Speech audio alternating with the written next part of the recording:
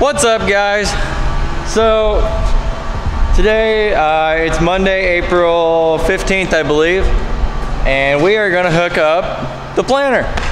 We are all done with basically all the field work. All of our anhydrous got done. We got lucky, had a couple nice days that we could finish up the few odds and ends acres that we had for anhydrous.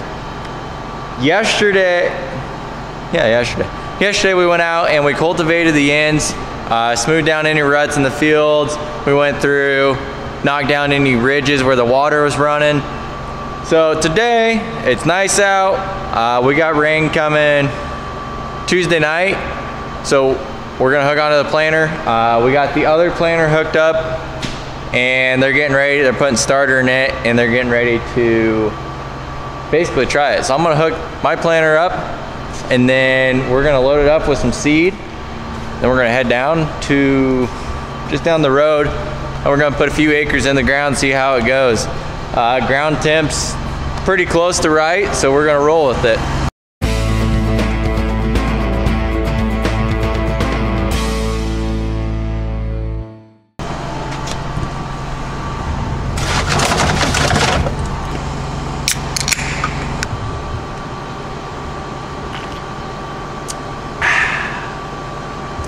Now we're ready.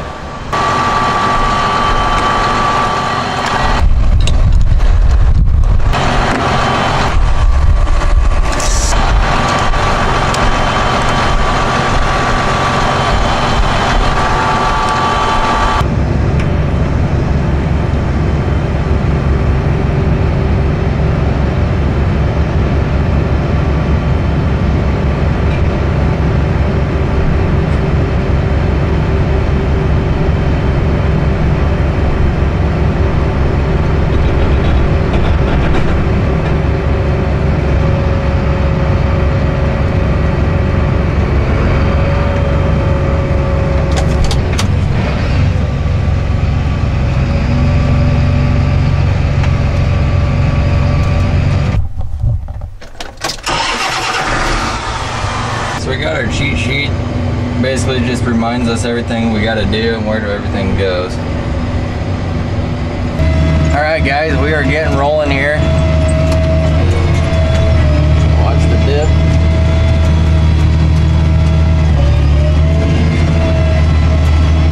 Okay, we got rolling. I didn't film the start because I just wanted to make sure everything was going right. There's a lot to pay attention to when you're planting, and I just wasn't comfortable starting off at the camera right away, you know, when we're first getting started. But we got going. The monitor's reading pretty good. These black lines right here, that straight line's where you want to be. It's always going to be up or down a little bit, but you don't want it to be a lot of it. And all that does is just show your seed flow. So it's working really good here. I did get out once and dig. When we get to the end here, we're gonna run back there and dig up again, just make sure everything's planting like it's supposed to be and we're the right depth. It's pretty windy, I hope you can hear me, but so we're just gonna pick a random row here. We're just gonna dig it up.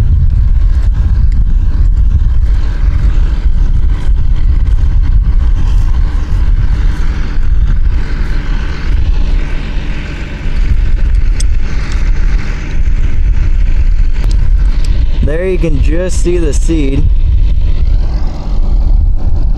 That little pink dot. I'm gonna get my handy knife out. It's got measurements on it. I'm gonna measure from the top of that seed to the top of the dirt. We're just 2 inches, maybe a little over. So that's a little deeper than what we want. Since it's a little deeper than what we want, we'll go over here and adjust our gauge wheels, which are these. It'll be 5 and 5.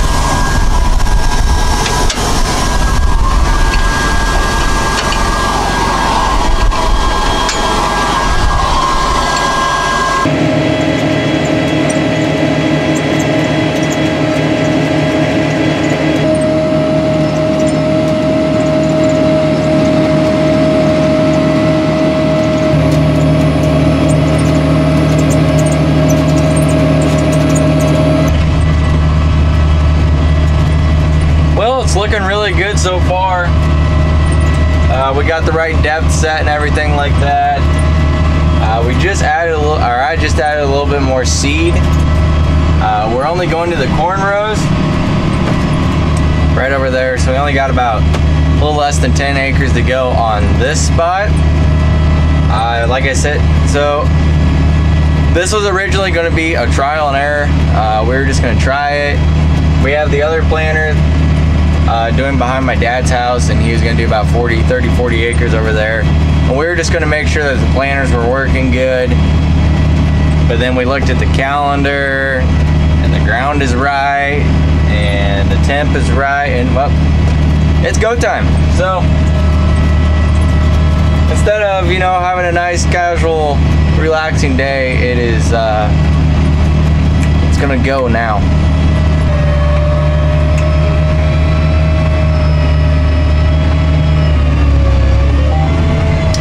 Alright, back in business.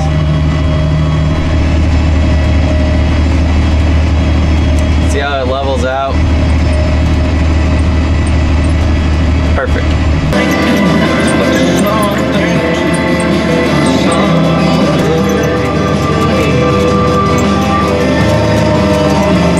96 tonight.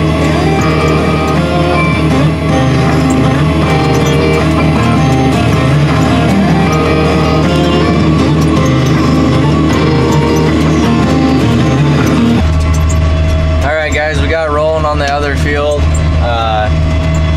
We only had 10 bags. We had to switch a bunch of bags around, and we ended up switching a bunch of numbers that we didn't plan on doing. So we only have 10 bags of this number for this field until tomorrow.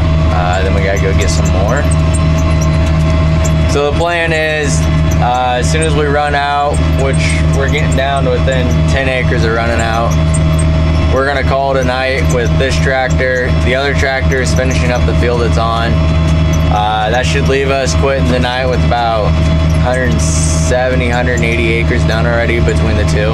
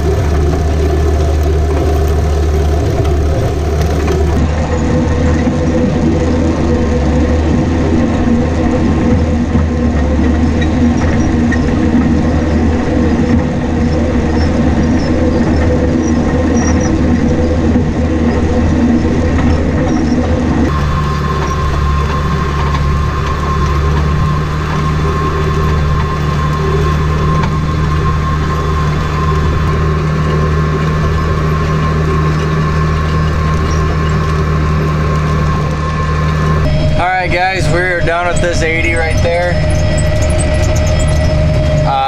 We are heading to the next field. We're gonna go help finish up the field that my dad and uncle are on right now. Just in case we do get any rain, at least we'll have a full field done. So I'm not exactly sure how much they have left. They've been working there most of the day today, so there shouldn't be too much.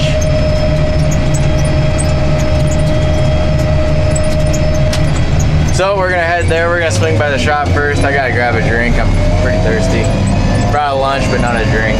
Smart, right?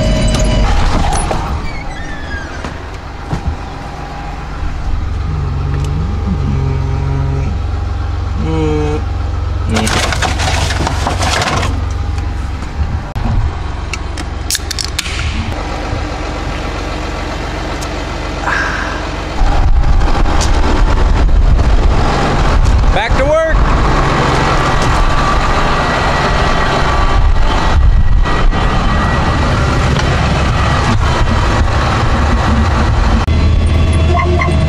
Okay, we just added corn.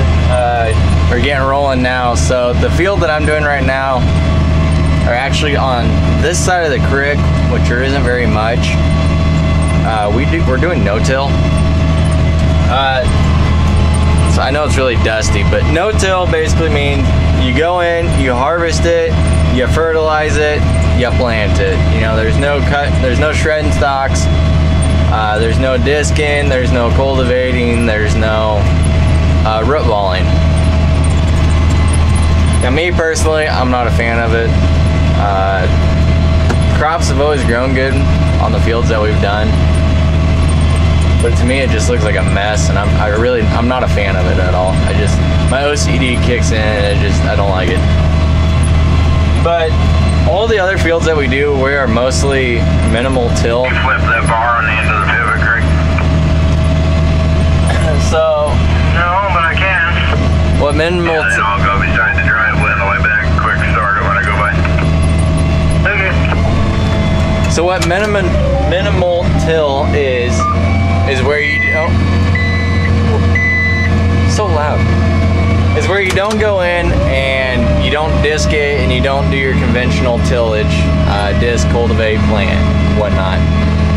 Minimal till is like where we just go in, we shred the stalks, we root ball it, and then we plant it. And then conventional is where you go in and you disc, you cultivate, you do the whole 9 yards, which we don't do anything anymore. We are all 100% minimal till, except for this little bit in one other field. So that's the difference in that. That's why you see the tall stalks here, and you can't tell that I'm even doing anything back there.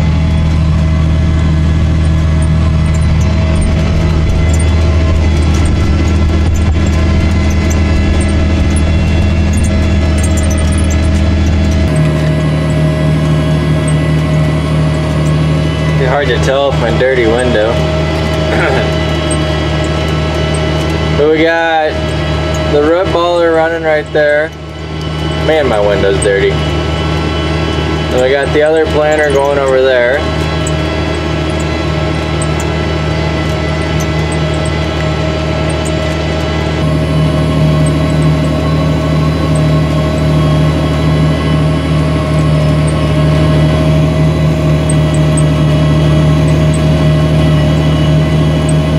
Hey guys, so we woke up this morning and there was no rain on the ground. I've looked at the radar and it looked like the rain was going to go around us. We missed everything that was supposed to come last night. However, we get out here to the shop and we could tell our phone, well, my phone went off saying we were in a severe thunderstorm watch or warning. And so, in other words, all of a sudden the rain came, so we waited, and well, now we're rained out. So we're gonna work on the sprayer today. We're gonna get it ready to go. We got some duals for it.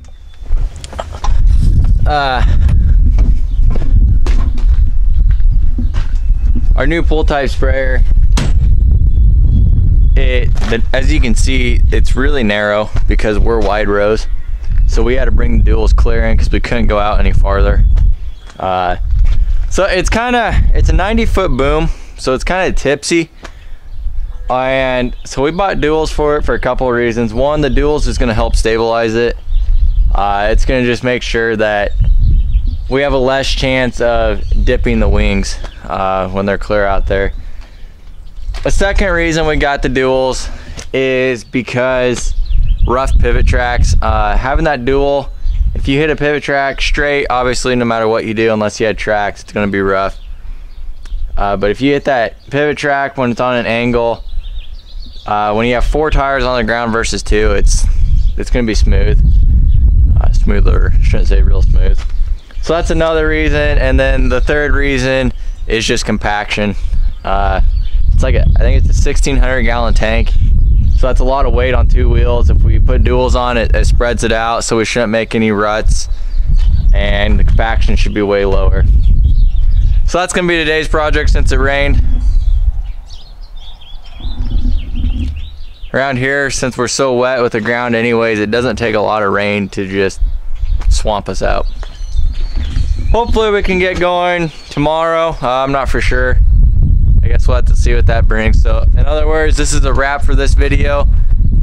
Check back with us again on Monday, and I'm sure by then we'll be in the field, hopefully have a lot of acres done. Hopefully no more rain for a while anyways. So with that being said, thanks for watching this video, guys. Make sure to subscribe if you haven't already, and we'll see you on Monday. Thanks for watching JM Farm and Cattle.